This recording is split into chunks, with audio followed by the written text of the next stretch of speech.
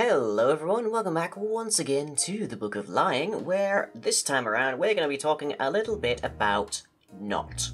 Now, for those of you who don't know, there's basically two primary versions of an output, of a selector, in binary logic, that is, true and false.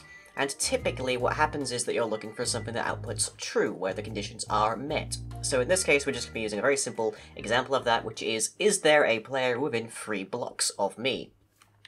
But there's another version of that, which is not, which is basically the exact opposite, which is there no person within 3 blocks of me? And these 3 different circuits here are all ways that we accomplish that, because actually it's the thing that command blocks really don't have support for.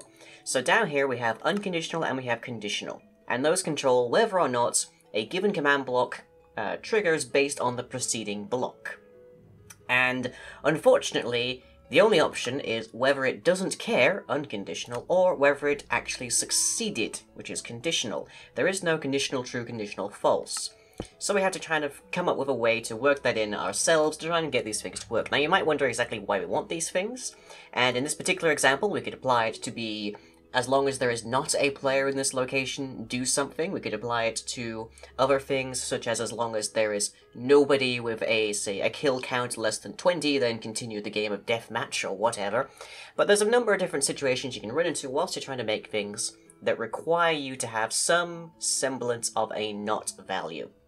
So this over here is the most simplest version, which involves taking the actual signal, the test 4 here, which is looking for the true condition, and feeding it from a comparator into a torch to invert it, and then that triggers our actual value here.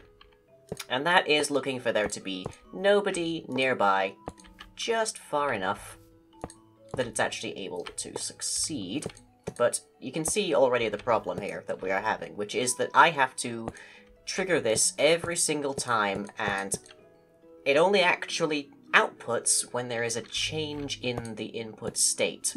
And that's not good when you want to have a rapidly repeating system, because it basically means that it has to trigger, and then it has to stop triggering in order to be able to trigger again, which is not very useful. So the next one that we have over here is more of an inline situation, and this is where things have to get a little bit more complicated, because in here we have basically one specific state in which we can get our not, which is if we're looking for a player within 3 blocks, we can set this to be at least 3 blocks away, so minimum RM there, and that means that it will only detect players that are at least 3 blocks away.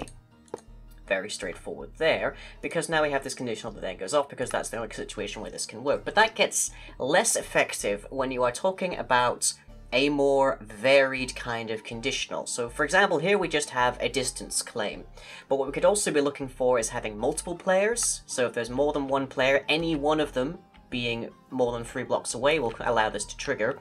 But if they had to have different scoreboard values, if they had to have different items in their inventories, all sorts of things, then it can get really hard to just invert them, because you'll only be able to do them one at a time, ideally. Otherwise, you'll have to basically have a different command block for every single possible fail state of the true. So again, it works, but it's very limited, and it's not so great. So that brings us, at last, to our third one. Now this is the one that I tend to use most often in Spring Realms and other projects, because this is creating an armor stand. And it's creating it with some inbuilt tags here of player check and no player. And this allows me to identify the armor stand as well as to kill it at the end here when I don't need it anymore. And in between, we are doing our detection, and we're doing that by looking for the true statement.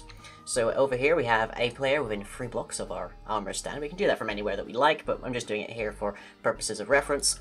And now that we get to use the true, we have access to every single possibility where it fails. So what happens then is that we execute from our true, and we use that to remove the player checks no player tag.